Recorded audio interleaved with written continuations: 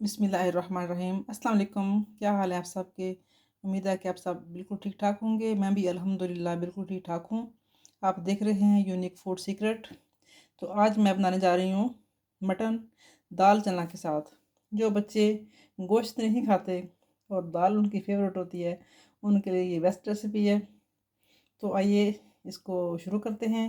इसके लिए मैंने कुछ चीज़ें ले ली हैं। दाल को मैंने भिगो के रख दिया है।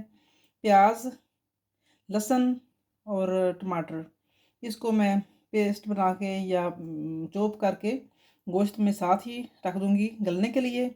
और जो ड्राई मसाला जाते हैं वो भी मैं इसके साथ ही डाल दूंगी। आइए शुरू करते हैं जी। तो फ्लेम को मैं मीडियम पे ऑन कर लूँगी। साथ ही इसके अदरक और लहसुन और प्याज ये मैं डाल दूंगी गोश्त में। साथ ही इसका मसाला तैयार हो जाएगा। जितना भी मेरे पास ड्राई मसाला है वो मैं इसमें ऐड कर दूंगी और इसको कवर करके रख दूंगी गलने के लिए जी। तो गोश्त मेरा उधर गल रहा है।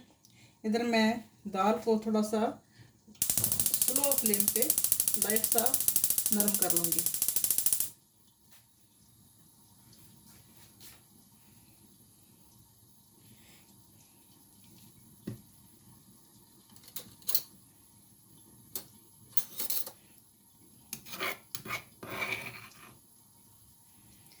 लहसुन इसमें डाल दूंगी ताकि दाल में जो लहसुन का टेस्ट है वो अच्छे तरीके से डेवलप हो जाए।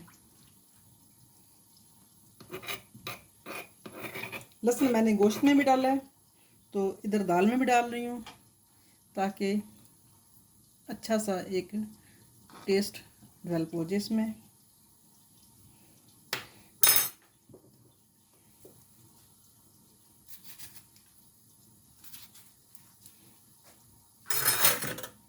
टमाटर भी इसके साथ ही मैं डाल दूंगी।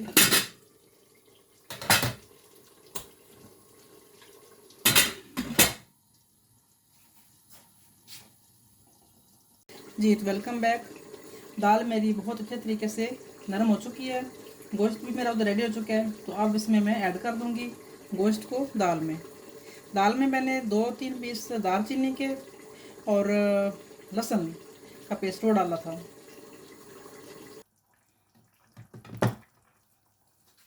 दाल में मैंने गोश्त ऐड कर दिया।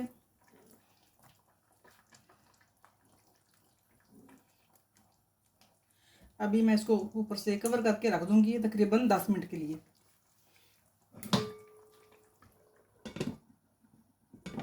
ताकि दाल और गोश्त का आपस में अच्छे तरीके से एक टेस्ट डेवलप हो जाए। थोड़ा सा मैं इसमें ऑयल डाल दूंगी।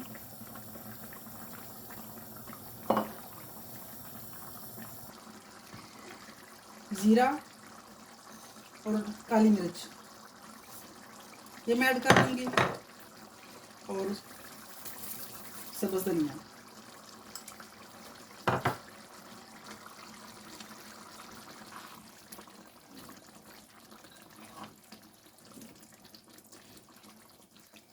दाल चना और मटन की ये रेसिपी मेरी तैयार हो चुकी है। उम्मीद है कि आपको पसंद आएगी। ये आप देख लें इसकी फाइनल लुक। इसके साथ ही आपसे इजाज़त चाहूँगी। अल्लाह हाफिज़।